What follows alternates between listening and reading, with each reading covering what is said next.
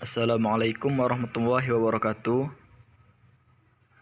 Yang kami hormati Ibu Nuraini MPD selaku dosen pengampu mata kuliah Psikologi Pendidikan dan teman-teman yang kami sayangi.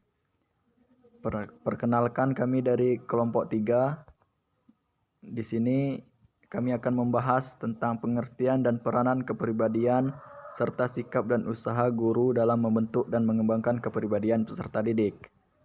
Sebelumnya perkenalkan, saya Agung Virgians. Di sini saya akan ditemani oleh salah satu rekan saya yaitu Raya Aditya. Selamat menyaksikan.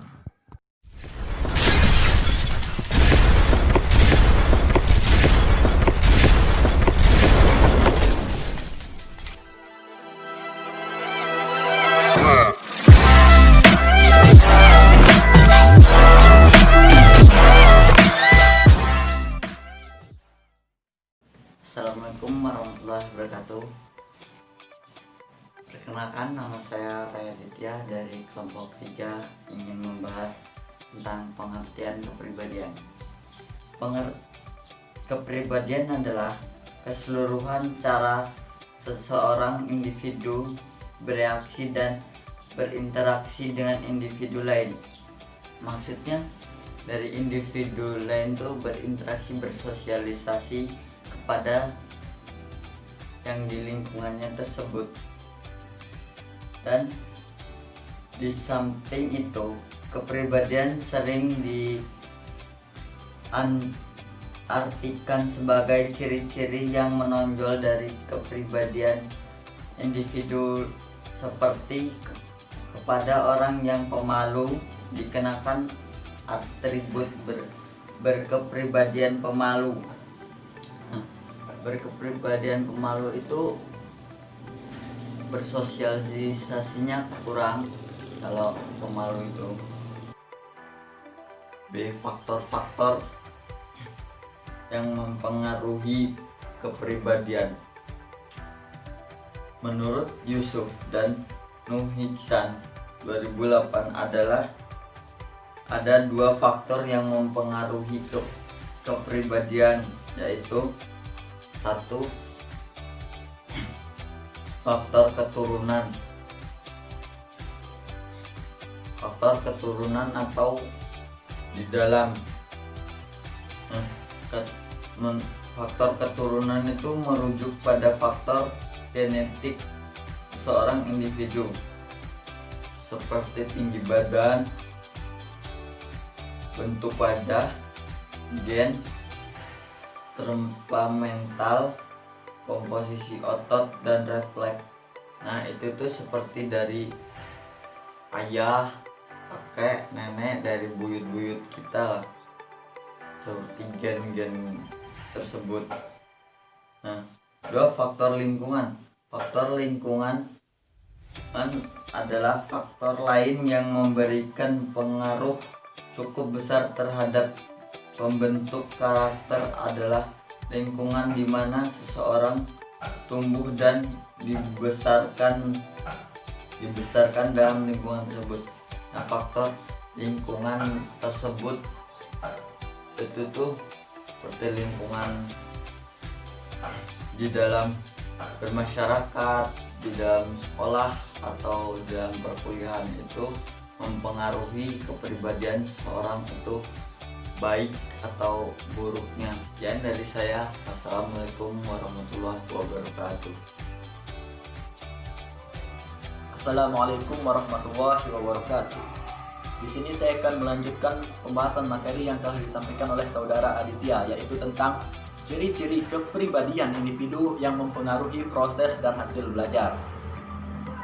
Kepribadian merupakan sikap yang khas dari seorang individu dalam berperilaku, sehingga dapat membedakannya dengan individu yang lain. Menurut Paul Henry Musen dalam bukunya Hasanah, kecenderungan kepribadian pada seorang anak itu terbagi menjadi 2, yaitu kepribadian introvert dan kepribadian ekstrovert. Yang pertama itu kepribadian introvert. Seorang yang mempunyai kepribadian introvert memiliki ciri yang sangat mudah dikenali, yaitu terutama dalam masalah emosional dan konflik. Orang dengan kepribadian introvert cenderung untuk menarik diri dan selalu menyendiri. Mereka lebih menyukai pemikiran-pemikiran sendiri daripada berbicara dengan orang lain. Dan seringkali orang yang introvert ini mempunyai pengetahuan dan dapat menunjukkan bakat di atas rata-rata. Namun, mereka hanya dapat menunjukkan bakat mereka di lingkungan yang menurut mereka menyenangkan.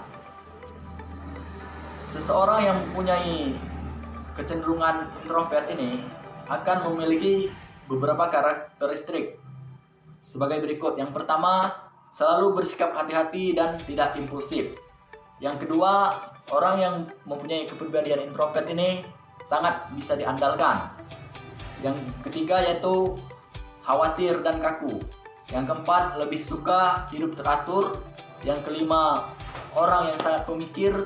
Yang keenam, pendiam. Yang ketujuh, suka menyendiri dan kurang suka bergaul. Dan yang terakhir yaitu tenang, damai, dan terkendali. Yang kedua yaitu kepribadian ekstrovert.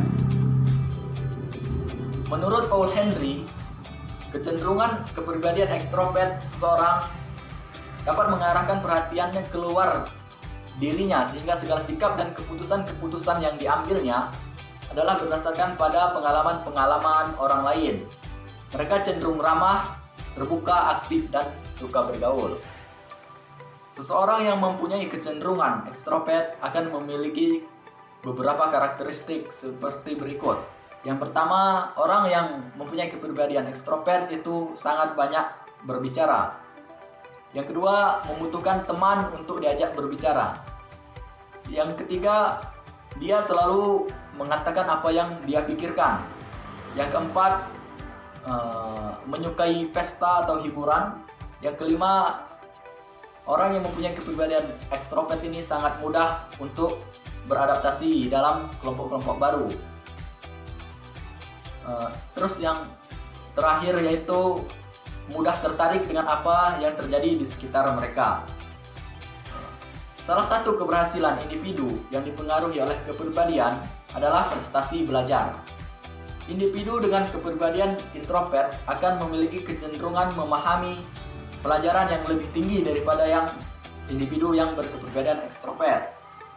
Hal ini didasari pada teori yang mengemukakan bahwa individu dengan tipe kepribadian introvert cenderung tertarik pada ide-ide, abstraksi, masalah filsafat, diskusi, spekulasi, dan pengetahuan. Sedangkan kepribadian ekstrovert lebih tertarik untuk melakukan berbagai hal daripada memikirkan hal-hal tersebut.